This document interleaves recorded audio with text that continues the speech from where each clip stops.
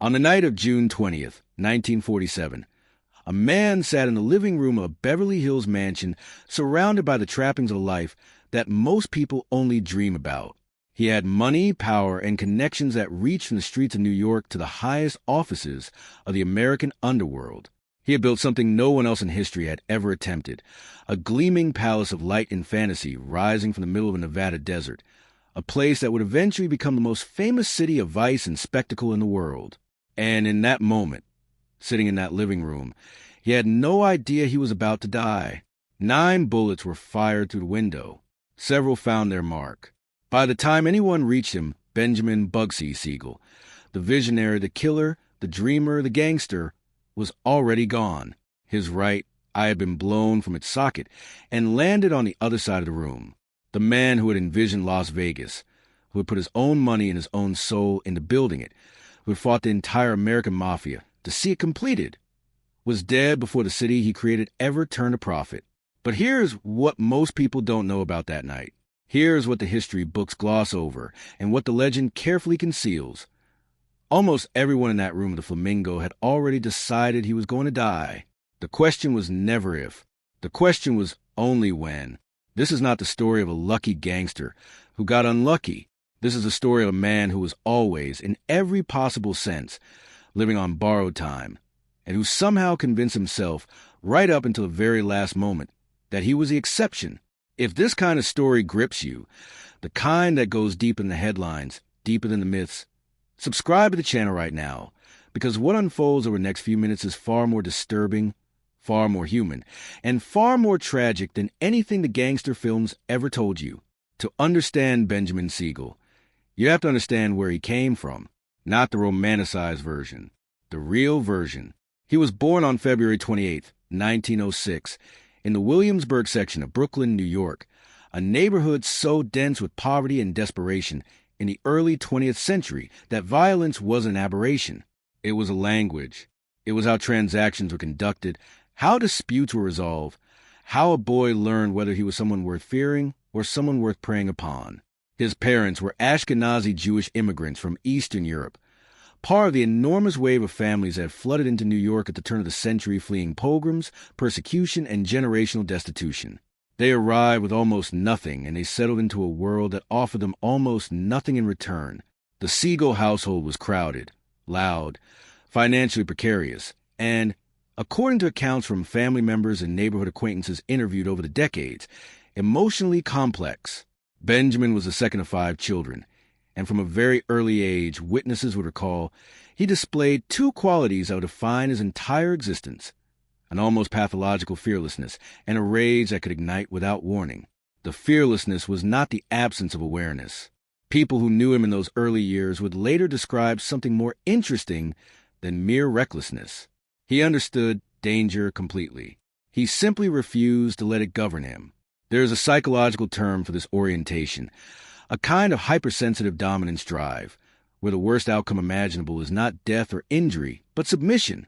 The psychologists who have retrospectively examined the profiles of men like Siegel describe a specific childhood architecture, a world where weakness was immediately punished, where softness invited predation, and where the only available path to safety was to become more frightening than everything around you. Benjamin Siegel became exactly that. By the time he was 14 years old, he was already running a small extortion racket on the streets of Williamsburg, demanding money from pushcart vendors in exchange for protection from himself. It was crude. It was also effective. And it was in those years, running between the pushcarts and the tenements, that he formed the most consequential relationship of his life. His name was Meyer Lansky. He was small, quiet, cerebral, imprecise, everything that Siegel was not on the surface. Where Siegel burned, Lansky calculated. Where Siegel acted, Lansky planned. They were, by every account from people who knew them both, one of the most psychologically complementary criminal partnerships in American history. Lansky would eventually be called the mob's accountant, the financial architect of organized crime in the 20th century. But in those early years, he was just a slight, bookish kid from the Lower East Side who recognized in Benjamin Siegel something extraordinary and terrifying. A young man who was genuinely unafraid to do what everyone else only talked about. Their friendship was immediate and total. according to multiple historical accounts and interviews with former associates. They trusted each other in a world where trust was the rarest commodity imaginable, and together, slowly at first, then with accelerating momentum, they began to build something. The 1920s were extraordinary years for ambitious young men who were willing to operate outside the law. Prohibition had transformed the United States into a nation where the government had criminalized the most popular recreational activity in the country, which meant that whoever controlled the supply of illegal alcohol controlled a river of money that was practically inexhaustible. The gangs that understood this early moved fast. The gangs that didn't were absorbed, displaced, or destroyed. Siegel and Lansky moved fast. By their early 20s, they had formed what became known as the Bug and Meyer Mob, a sophisticated and extraordinarily violent criminal enterprise that offered two services: bootlegging and murder. The murder-for-hire arm of their operation would later become the nucleus of what the press would sensationally call Murder Incorporated, the enforcement and assassination wing of the national crime syndicate that was taking shape throughout the late 1920s and into the 1930s. According to law enforcement investigators from the era and subsequent journalistic reconstructions, the Bug and Meyer Mob was responsible for dozens of killings. Some estimates from former FBI files and organized crime researchers go far higher. The name Bugsy was not one that Benjamin Siegel used for himself. According to friends and contemporaries, he despised it. It was a word from the street, a diminutive derived from bugs, which in slang of the era meant crazy, volatile, dangerously unpredictable. The people who used it around him, those who didn't know him well enough to be afraid, often found out very quickly that it was a word better left unspoken in his presence. But it stuck because it was accurate. Even his closest associates, men who respected him, men who profited enormously from their association with him, acknowledged privately that there was something in Benjamin Siegel that exceeded normal criminal calculation, something that could turn without warning. This was a paradox at the center of his identity, and it followed him everywhere. He was simultaneously one of the most charming men anyone had ever encountered and one of the most dangerous. Contemporary accounts from people who knew him socially describe a man of genuine magnetism, handsome in a way that makes rooms rearrange themselves, articulate funny, capable of extraordinary warmth. Women were drawn to him continuously. Men wanted his approval. He moved through social worlds that should have been closed to him with a confidence, so absolute it functioned almost as a kind of social alchemy.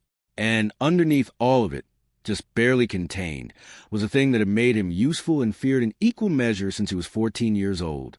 Leave a like if you want to keep hearing stories like this, because what happens next changes everything you think you know about the man who built Las Vegas.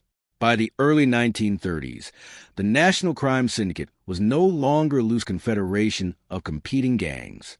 Through a combination of strategic violence, negotiated treaties, and the organizational genius of men like Lansky and Charles Lucky Luciano, it had become something far more structured and far more dangerous. A genuine corporation of crime, with territories, profit-sharing arrangements, enforcement protocols, and decision-making bodies that operated with a cold efficiency that legitimate businesses would have recognized. Siegel was one of its most valuable assets. He was trusted by Luciano, revered by Lansky, and feared by essentially everyone else. But the syndicate had a problem with him, the same problem they had always had. He was useful precisely because of the quality that also made him unmanageable. You could not fully control a man who did not fully control himself. And so in 1937, the decision was made, reportedly suggested by Lansky himself, who understood his old friend's volatility better than anyone, to relocate Benjamin Siegel to the West Coast, Los Angeles, specifically.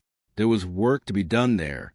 The syndicate needed to extend its influence into California, to establish connections with the movie industry, to begin developing the racing wire services that were the lifeblood of illegal gambling operations across the country. Siegel was the right person for that job, and Los Angeles was far enough away from New York that the problem of his temperament became someone else's geography. What happened to Siegel in Los Angeles was not something anyone predicted. He thrived. He arrived in California, and within an extraordinarily short period of time had inserted himself into the very highest levels of Hollywood society. This was not at the time as improbable as it might seem. The entertainment industry of the late 1930s had a complicated, symbiotic, and sometimes deeply personal relationship with organized crime. Labor unions in Hollywood were extensively connected to the mob. Finances flowed in directions that studios preferred not to examine too closely. And Benjamin Siegel, arriving with his extraordinary looks, his easy confidence, his lack of any apparent fear of anything, found in Hollywood a world that was both fascinated by him and entirely unprepared for him. He became close with actors and directors. He developed friendships with people like George Raft, the actor who had himself grown up on the same streets as Siegel and Lansky, and through Raft he penetrated a social world that operated on glamour, money, and the very human appetite for proximity to danger. According to contemporaries and journalists who covered Hollywood in that era, Siegel became a genuine social phenomenon in Los Angeles. People wanted to be near him. He was invited to the best parties. He was photographed in the best restaurants. He was, by every external measure, a success. But beneath the surface, according to people who knew him during those years, something else was happening. Benjamin Siegel was beginning to want something he had never wanted before. Not money, exactly, though money was always part of it. Not power in the traditional sense. He was beginning to want legitimacy. He was beginning to want to be the kind of man who built things that lasted, things that couldn't be taken away, things that put his name on something permanent and visible. That desire, more than anything else, is what led him to the desert. The story of how Bugsy Siegel came to Las Vegas is one of the most analyzed and debated episodes in American criminal history, and the details are considerably more complicated than the mythology suggests. The mythology presents a simple, romantic narrative. Visionary gangster sees a future in the desert sand, builds a casino palace, changes America forever. The reality, reconstructed from business records, FBI surveillance files, court documents, and the testimonies of people who were present, is darker, more chaotic, and far more psychologically revealing. The Flamingo Hotel was not Siegel's original idea. A man named Billy Wilkerson, a Los Angeles nightclub owner and publisher of The Hollywood Reporter, had already purchased land on what would become the Las Vegas Strip and had already begun construction on a luxury resort when he ran out of money in the mid-1940s. The mob moved in, buying out Wilkerson's stake over time, and Siegel was given control of the project. What happened next became a masterclass in the kind of self-destruction that happens when a man's greatest strengths become his most catastrophic vulnerabilities. Siegel threw himself into Flamingo with a ferocity that alarmed even people accustomed to his intensity. He redesigned it constantly, adding features and amenities that drove costs into previously unimaginable territory. He insisted on the finest materials. Copper plumbing, custom fixtures, private bathrooms for every room at a time when shared bathrooms were standard even in luxury hotels. He had his girlfriend, a woman named Virginia Hill, overseeing much of procurement and logistics, and according to investigators who later examined the financial records, Hill was simultaneously running a scheme in which she was skimming construction funds and depositing them in Swiss bank accounts. Whether Siegel knew about this is one of the enduring questions of the case. Some investigators believed he was complicit. Others believed he was oblivious. The most psychologically plausible explanation, suggested by several organized crime historians, is that he knew and chose not to know, that his emotional dependency on Virginia Hill, which by all accounts was intense and consuming and psychologically complicated in ways that went far beyond conventional romantic attachment, created a specific kind of willful blindness. The cost spiraled. The original budget had been approximately $1.5 million. By the time the Flamingo opened in December 1946, the total investment had reached somewhere between $4 and $6 million, a figure that, in the context of the era, was almost incomprehensible. And the syndicate, which had been funding construction through loans that Siegel had guaranteed with his reputation and his life, was watching every dollar. Comment below. Do you think Siegel was a visionary who lost control, or was he already too far gone by the time the Flamingo broke ground? Because the answer changes everything about how this story ends. The opening of the Flamingo on December 26, 1946, was one of the most anticipated and ultimately disastrous events in Las Vegas history. Siegel had organized a lavish launch, arranging charter flights from Los Angeles for Hollywood celebrities and high-profile guests.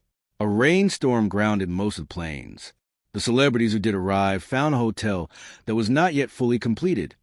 Rooms were unavailable. The casino equipment was still being installed, and the elegant gardens that Siegel had planned as the visual centerpiece of the resort were not yet in place. The casino lost money on its opening night, and the nights after that, and the nights after that. According to accounts from people present during those weeks, Siegel's response oscillated between furious determination and barely contained panic. He understood, with a clarity that circumstances forced upon him, that the syndicate's patience was not unlimited. He had cost them millions. He had promised returns, and the returns were not materializing. He was right to be afraid. According to multiple accounts from former organized crime members and FBI informants whose testimonies became part of the historical record decades later, a meeting was held in Havana, Cuba, in December 1946, convened by Lucky Luciano, who was living there in exile, and attended by the most powerful figures in American organized crime. The subject of Bugsy Siegel was on the agenda. The vote, according to those later testimonies, was not unanimous. Meyer Lansky reportedly argued against the decision with everything he had. He and Siegel had been friends for more than 30 years. They had built their lives together. Lansky understood, perhaps better than anyone, what Siegel was trying to do and why. But Lansky was also, above everything else, a realist.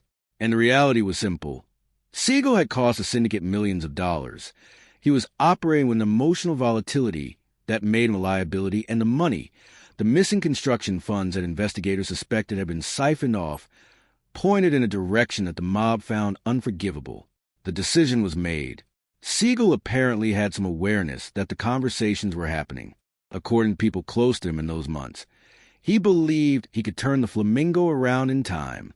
He believed that if the casino became profitable, the conversation would change. He believed, right up until the end, that his relationship with Lansky, 30 years of absolute trust, of shared history that went back to pushcar extortion in Williamsburg, would protect him. He was wrong about that. In the months between the Havana meeting in June 1947, Siegel threw himself into saving the Flamingo with a desperation that people close to him found both moving and heartbreaking. He closed the hotel temporarily in January to complete construction and reopen it in March. The second opening went better. The casino began generating revenue. By some accounts, it was actually approaching profitability by the late spring of 1947. But it was too late. The decision, once made by the syndicate, was almost never reversed. This was a structural feature of how the organization operated, not a personal one. Once a man was deemed to have stolen from the family, once the accounting was complete and the verdict rendered, the execution was inevitable. It was not a matter of emotion. It was a matter of precedent. If the organization showed that certain thefts, certain betrayals, certain failures could be forgiven when the perpetrator was sufficiently charming or sufficiently connected, then the entire architecture of discipline that held the syndicate together would begin to collapse. Siegel had been one of the architects of that system. He had participated in its enforcement dozens of times. He understood exactly how it worked. And there was something almost unbearable about the psychological position this placed him in during those final months. A man who had built the machine now waiting to see if the machine would come for him. Virginia Hill, his girlfriend, left for Europe in June 1947.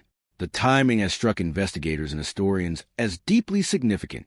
Whether she knew what was coming, whether she was warned, whether her departure was coincidence or calculation, these questions have never been definitively answered. What is certain is that she was not there on the night of June 20th. Subscribe to this channel right now, because what happened in the hours before and after that night goes places that the mainstream accounts never go. On the evening of June 20th, 1947, Benjamin Siegel was at the Beverly Hills home that Virginia Hill maintained at 810 North Linden Drive. He had spent the day in meetings and arrived at the house in the early evening with his friend and associate Alan Smiley and Hill's brother Chick. Later that evening, Jerry Mason, a girlfriend of Chick's, joined them. They read newspapers. They talked. At approximately 10:45 p.m., a gunman positioned outside the living room window opened fire with a .30 caliber military M1 carbine. 9 shots were fired in rapid succession. 4 bullets struck Siegel. 2 of those shots hit him in the head. The angle and precision of the shooting suggested someone who was not improvising. This was not a crime of passion. This was a professional execution, planned and coordinated with the kind of cold efficiency that Siegel himself had applied to dozens of operations during his career. According to FBI files and subsequent investigative journalism, the shooter has never been officially identified with certainty, though several names have circulated in the decades since. Names connected to the Chicago outfit and of figures within the National Syndicate's enforcement apparatus. 15 minutes after the shooting, without any phone calls, without any advance notification, 3 men walked into the Flamingo Hotel in Las Vegas and announced that they were taking control of operations. The timing was not coincidental. The transition of ownership had been planned to occur at the moment of Siegel's death. This is perhaps the most chilling detail in the entire story. Not the violence of his death, but the administrative precision that surrounded it. Bugsy Siegel was not just murdered. He was replaced with the efficiency of a corporate reorganization. The man who had poured 4 years of his life and millions of dollars into building the Flamingo Hotel was dead, and the people who had decided to kill him had already arranged for business to continue without missing a day. And the Flamingo, the casino he had envisioned and built and nearly died trying to save, was about to become exactly what he had promised it would be. It became profitable almost immediately after his death. Within a few years, it was generating the kinds of returns that Siegel had been desperately trying to demonstrate. The city that grew up around it became the most lucrative entertainment destination in American history. He was right about almost everything. He was just not alive to collect. The investigation into Siegel's murder was, by any objective assessment, one of the least successful major homicide investigations in California history. The Los Angeles Police Department questioned numerous individuals and pursued several leads that ultimately went nowhere. The FBI, which had maintained surveillance on Siegel for years, had no actionable intelligence on who had ordered or carried out the killing. Virginia Hill, interviewed after she returned from Europe, claimed to know nothing. No one was ever charged. No one was ever arrested. The case remains officially unsolved. This outcome was not surprising to anyone who understood how the investigation was conducted or the environment in which it occurred. The witnesses present on the night of the shooting, Alan Smiley, Chick Hill, Jerry Mason, provided accounts that were carefully uninformative.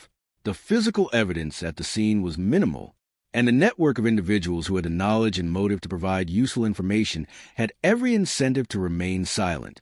But the absence of conviction did not mean the absence of understanding. Within organized crime circles, within law enforcement agencies, within the community of journalists and investigators who had followed Siegel's career, the answers were broadly understood. The syndicate had decided he was a liability. The syndicate had acted. The specifics of who pulled the trigger were operationally irrelevant to anyone but the historians. What the killing represented was something far more significant than the settling of a single account.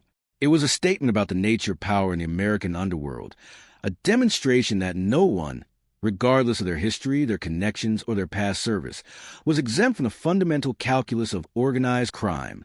Friendship was real up to a point. Loyalty was real up to a point. But when the math no longer worked, sentiment was the first casualty. Before we reach the final chapter of the story, drop a like and share this video, because the last part of what happened to Bugsy Siegel's legacy is something that almost nobody talks about. Meyer Lansky outlived his old friend by 35 years. He died in 1983 at the age of 80, after a life spent accumulating extraordinary wealth and largely evading the law. He was, in the assessment of law enforcement agencies who had pursued him for decades, one of the most financially sophisticated criminals in American history. He almost never talked about Siegel publicly. When he did, the accounts were brief and carefully controlled. There are fragments from interviews and from reported private conversations that suggest something genuine underneath the reserve, a grief that he neither resolved nor expressed, a wound that remained open long after everything else had healed over. According to people who knew Lansky in his later years, he carried the weight of what had happened to Siegel in a way that was not entirely consistent with the cold calculation for which he was famous. He had fought against the decision. He had made his argument. He had lost. And then he had continued, because continuing was what he did, because the alternative was to stop, and stopping was not something that men like Meyer Lansky knew how to do. The Flamingo was sold multiple times in the years after Siegel's death. It was renovated, expanded, and eventually demolished and rebuilt from scratch in the early 1990s. The version that stands today shares almost nothing physically with the building that Siegel built. The famous neon flamingo sign is gone. The garden that he planned with such obsessive care is gone. Most of the architectural features that made the original flamingo distinctive have been erased by 50 years of Vegas expansion and reinvention. Las Vegas, the city that Siegel's vision helped create, is now home to approximately 2 million permanent residents and receives 40 to 50 million visitors per year. The gaming industry it pioneered generates hundreds of billions of dollars annually. The Strip, the stretch of highway south of downtown that Siegel's Flamingo helped establish as the center of American gambling culture, is one of the most recognizable urban landscapes in the world. Benjamin Siegel is officially credited in tourism brochures and documentary films and popular histories as the man who built Las Vegas. The biography is simultaneously accurate and incomplete. He helped catalyze what became Las Vegas. But he also had help from Lansky's financial mind from the syndicate's capital, from Billy Wilkerson's original vision, from hundreds of workers and contractors and associates whose names have been largely forgotten. The mythologizing of Siegel serves a specific cultural function. It transforms a complex, violent, psychologically damaged man into a romantic figure. The misunderstood visionary, the dreamer who died before seeing his dream realized. This narrative is appealing because it allows us to separate the man's creativity from his violence, to admire the vision without confronting what it cost or how it was financed. The reality is that Siegel's creative vision and his violence were not separable. They grew from the same root, the same capacity for absolute, uncompromising commitment that allowed him to envision and build a flamingo in the face of enormous obstacles. The syndicate skepticism, the construction delays, the financial spiraling, the desert heat, was the same capacity that had made him one of the most feared enforcers in organized crime for 30 years. You could not have one without the other. There's a photograph of Benjamin Siegel that appears in many accounts of his life, taken sometime in the 1940s in Los Angeles, probably at a party or a formal event. He is wearing an immaculately tailored suit. His hair is dark and perfectly arranged. He is smiling, and the smile is genuine in the way that only certain smiles are, not performed for camera, but caught by it. He looks, in that moment, like exactly what he wanted to be. A man of substance and elegance, a man who belongs in rooms like this, a man whom the world has recognized and rewarded. He was in his late 30s when that photograph was taken. He had less than a decade to live. He did not know it. The FBI files on Benjamin Siegel run to thousands of pages. The surveillance reports, the wire intercepts, the informant testimonies. They document a man who was under near constant scrutiny for the last years of his life, whose movements were tracked and whose conversations were monitored, and who operated with what the reports describe as an awareness of surveillance combined with an apparent inability or unwillingness to be inhibited by it. He continued to meet with mob figures. He continued to discuss criminal enterprises in terms that were incriminating. He continued to live exactly the life he had chosen to live, even as law enforcement and the syndicate both closed and around him. This is either courage or delusion, and the distinction may not matter as much as we think. What it demonstrates is a consistency. A man who was, throughout his life, fundamentally the same person. Someone who had decided early that the only way to live was without the kind of practical fear that governs ordinary people, and who paid for that decision with everything he had. Tell me in the comments, do you think Siegel knew in those final weeks that the end was coming? And if he did, do you think he could have escaped it? Because I think the answer to that second question tells us more about who he really was than anything else in this story. The question that haunts the Siegel story, the question that makes it more than a crime story, more than a piece of gangster mythology, is the question of what he understood about himself. Did he know what he was? Not in the simple sense of criminal or killer. Those were categories he occupied without apparent moral conflict. But in the deeper sense, did he understand that the qualities he depended on for his survival and his success were also the qualities that made him ultimately ungovernable and therefore ultimately disposable? The psychological literature on men who occupy positions similar to Siegel's, men who combine extraordinary charisma with genuine violence, who inspire intense loyalty and intense fear simultaneously, who construct elaborate self-narratives to contain what is actually a kind of controlled chaos. suggests a pattern that is remarkably consistent. These men almost never have full access to their own self-knowledge. The same psychological mechanisms that allow them to function with such apparent confidence in dangerous situations also function to insulate them from certain kinds of self-awareness. They know, on some level, more than they are willing to know. There are fragments in the historical record that suggest Siegel had intimations. People close to him in his final months reported conversations in which he expressed fears that he was careful to never quite fully articulate. He checked in on his daughters, Millicent and Barbara, from his marriage to Esther Krakauer, with unusual frequency in the spring of 1947, according to family accounts. He settled certain financial affairs. He made certain arrangements. These could be the actions of a man who is sensing something he cannot yet name, or they could be the ordinary precautions of someone who had spent his entire life in circumstances where sudden death was always a possibility. What we know from everything that has been reconstructed about those final weeks is that he was not a man who was simply waiting passively for what was coming. He was fighting for the flamingo. He was trying to make the numbers work. He was, to the very end, doing what he had always done, refusing to accept that the outcome was already determined, refusing to submit to a conclusion that hadn't yet been formally delivered. That refusal was, depending on how you look at it, either his greatest quality or his greatest flaw. Benjamin Bugsy Siegel was buried on June 23, 1947, 3 days after his murder. The funeral was attended by 5 people. 5. A man who had filled rooms, who had commanded the presence of Hollywood's elite, who had been simultaneously feared and celebrated across 2 coasts, was buried in the presence of 5 mourners. Meyer Lansky was not among them. His absence has been interpreted in different ways over the years. Practical prudence. Attending the funeral of a murdered mob figure was an invitation to surveillance and questioning, grief so profound it could not be publicly displayed, or the cold calculation of a man who had made his peace with a decision he had opposed and was now closing the chapter. All 3 interpretations are probably true simultaneously. The flamingo, 6 months after Siegel's death, was generating exactly the kind of profit he had predicted.